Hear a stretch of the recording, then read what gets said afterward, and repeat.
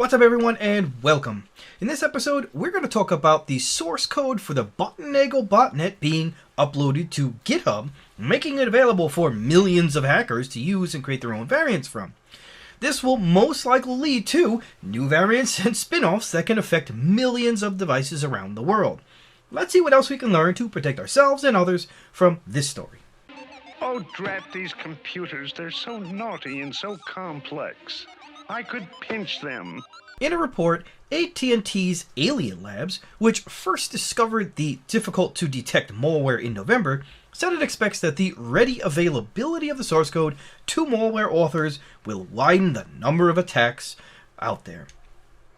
Alien Labs only recently discovered that the BotenaGo source code had been uploaded to the wildly popular, I really need to say it's wildly popular, if you don't know GitHub then you're living under a rock, but the wildly popular GitHub software development platform a month prior to when researchers discovered the malware to begin with. Specifically, it was uploaded on October 16th.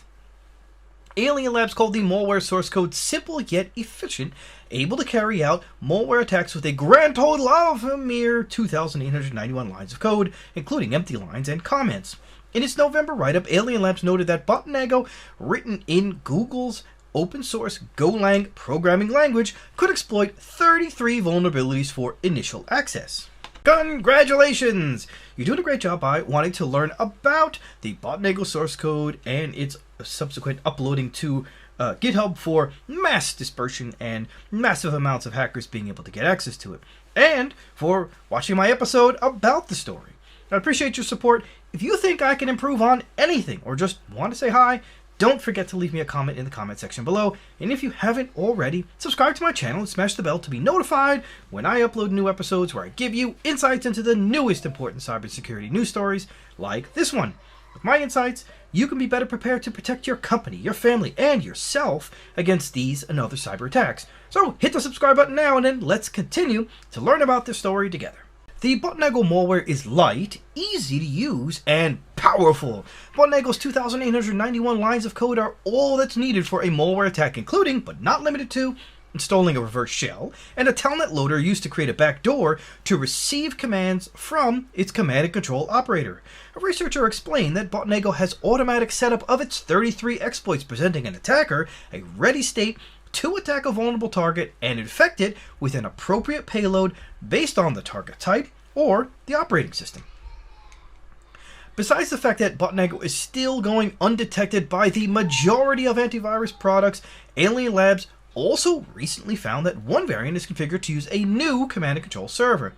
The researcher said that it's also worth noting that the IP address for one of BotenaGo's payload storage servers is included in the list of indicators of compromise for detecting exploitation of the Apache Log4 shell flaw in the Log4j logging library. With the recent release of BotenaGo's source code, the risk to routers and Internet of Things devices is going to spike, the researcher predicted. History tells the tale. The Malware botnet rocketed to prominence after its source code had similarly been uploaded to a hacking community forum in 2016 and later uploaded to GitHub along with details about its infrastructure, configuration, and how to build it.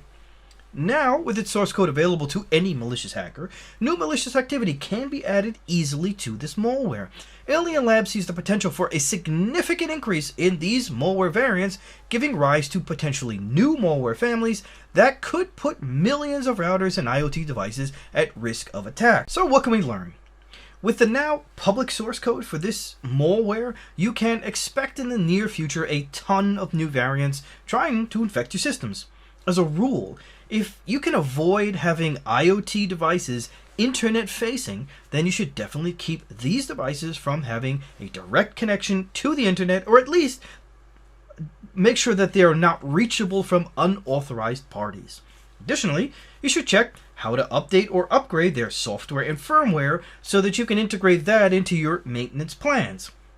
While we're at it, you should do everything humanly possible to change the default passwords on all devices, from switches to routers to IoT devices, baby phones, and anything else that can connect to the internet over your Wi-Fi.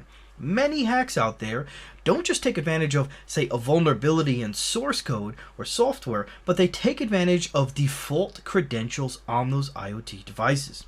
So to recap, expect new variants of this malware, patch often, keep devices offline where possible, and change default credentials. With that, I say thanks again for watching. Don't forget to share and subscribe if you haven't already, and smash the bell if you haven't already, and I'll see you on the next episode. Take care. Don't forget to ride!